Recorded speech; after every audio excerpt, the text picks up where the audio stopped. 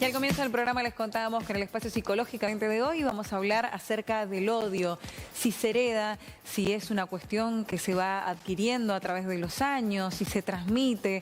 Bueno, esto a raíz, por supuesto, de la situación que vivió esta Argentina en Brasil con gestos de racismo y que cuando logró ser liberada, llegó a Argentina y los hizo su padre a los gestos. Lo compartíamos en imágenes al comienzo del programa. Luis, bienvenido, ¿cómo estás?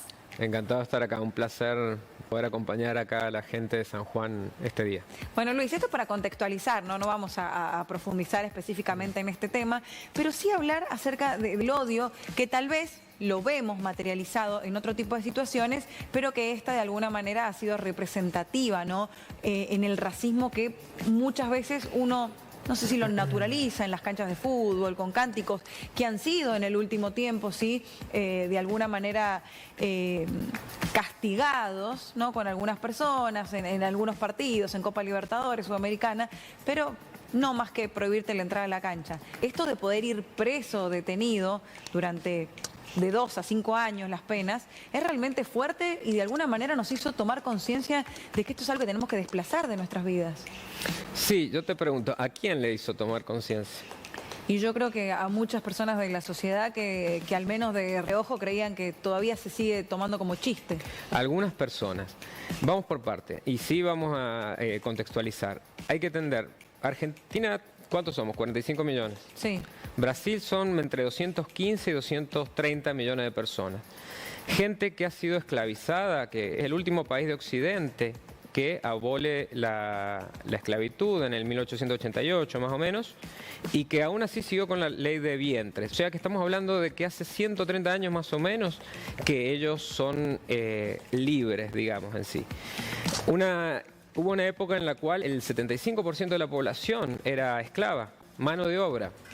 Y estas prácticas que estamos hablando de que hasta hace 130 años estaba vivo en la gente, en la carne, todas estas experiencias de esclavitud, violencia, violaciones, bueno, todo eso sigue fresco. Nosotros tenemos una especie de racismo invisibilizado en Argentina, que es otro tema. Pero existen líneas rojas y ellos la tienen muy en clara.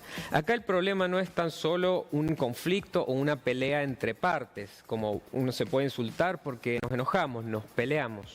Y uno puede a veces decir cosas, pero hay líneas rojas que no se pueden cruzar en sí.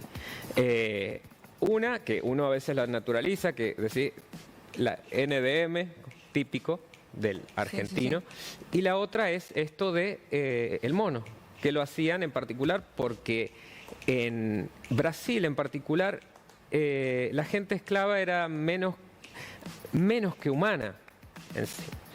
Esto era porque tanto la religión en su momento no los consideraba con alma, como los intelectuales de turno les decían que no tenían raciocinio. No hace mucho tiempo. Y esas voces siguen existiendo ahora. El racismo no es lo mismo que existan diferencias, que existen peleas, etc. Se funda en la diferencia entre uno y otro, pero ya cuando esa diferencia yo la asigno jerarquía, que hay entre el ego humano, ahí sí estamos hablando de clasismo, de racismo, de xenofobia, y donde ciertas poblaciones son los blancos fáciles para que uno proyecte su propia miseria. Ahora, por eso te decía yo recién al pregunto, ¿quién toma conciencia? Sí, bueno, yo creo que el televidente promedio de acá es bastante consciente en general, pero acá vemos el agravante de que esta persona es una abogada. Y ahí empezamos a ver el tema de la casta real en sí, como pasó con el caso en otro extremo, no quiero mezclar cosas, el caso de Lucía Rubiño, de toda esta gente, hijos del poder en cierta forma. Si vamos a la psicología, cuando uno no desarrolla límites sanos, porque no es una cuestión de el límite rígido como siempre se ha intentado imponer acá en Argentina por gente que no se aplica los límites a sí mismos, pero estos se mueven en una especie de clase, de espectro de la sociedad donde no hay consecuencias. Pueden hacer, decir y no hay consecuencias. Bien, Luis, ahora, volviendo a la imagen que se da, ¿no?, de la hija y después del padre. Situaciones en la vida cotidiana. Estas ideas se heredan de nuestros padres. Hay maneras en las cuales, si vos tuviste una crianza en las cuales estas ideas estaban presentes, ¿se puede romper con ese patrón? Mira, yo no estoy tan de acuerdo con esto de que el fruto cae no muy lejos del árbol. Hay algo ahí, pero existe la capacidad de toma de conciencia y la capacidad de redención de un ser humano. Sí, son cosas que son naturalizadas dentro de ese sistema social, no hay conciencia, no hay registro del otro. Eso es lo que hace el narcisismo. Ya hemos hablado de una personalidad en esta época, un clima de época tendiendo hacia el narcisismo. ¿Está hablando Luis, Nicos? Sí. ¿Se escucha? Sí, sí. Bien. Ahora sí estamos. Dale. Genial. Bueno, decía que hablábamos de un clima de época en particular, donde existe un narcisismo y más en este tipo de... Yo el otro día veía esta serie que se llama Succession, se la recomiendo a la gente, donde todos se mofaban, trataban de acompañar a uno de los hijos de este empresario que iba a heredar, iban a ver quién heredaba la empresa. Y todos, uno estaba afligido porque había atropellado y había matado a alguien. Y bueno, ya lo habían tapado, lo habían hecho como siempre se suele hacer, con dinero, etcétera. Y los otros le decían, no te sientas mal, todos hemos tenido nuestro primer atropellado. ¿A qué me refiero? El problema es también nuestros embajadores culturales, donde esto hay en ciertos grupos sociales que no son conscientes del buen uso de su poder y que hacen y deshacen sin conciencia de consecuencias. Ahora, yo creo que esta chica puede tomar conciencia como cualquier otra persona.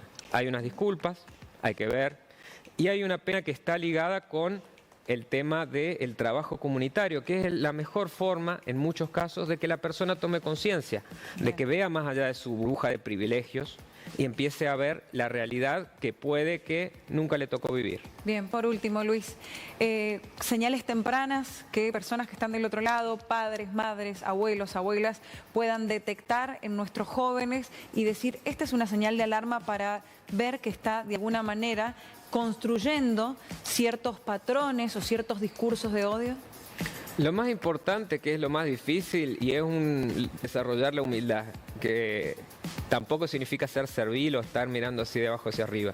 La humildad o la templanza. Y eso son cuestiones culturales que necesitamos empezar a ponerlas también en agenda. No se puede enseñar moral, no se puede enseñar ciudadanía, pero sí podemos empezar a trabajar por ahí. Y hay ciertos errores, hay que, bueno, está bien, castigarlos en cierta forma, sin crucificar a la persona, pero es necesario que haya un aprendizaje de consecuencias, si no, no hay empatía. Okay. Y confío en que esta persona, esta chica, tiene la capacidad, como cualquiera de nosotros, de cambiar, de reflexionar y de tomar conciencia. No hay por qué lapidarla. Bien. Cortito, tenemos el flyer para repasar, chicos, de esta gran oportunidad de salud mental.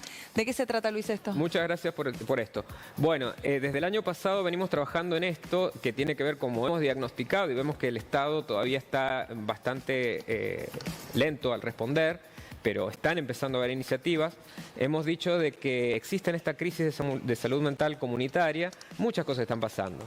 Y a veces nos toca a nosotros estar como ciudadanos comunes al frente de las circunstancias. Y bueno, ¿qué es lo que necesitamos? Herramientas. Y vamos a trabajar con esas herramientas en este curso en la Biblioteca del Magisterio. Bien, lo vamos a seguir repasando en la semana. Gracias, Luisito. Encantado, muchas gracias. Nos vamos rápidamente.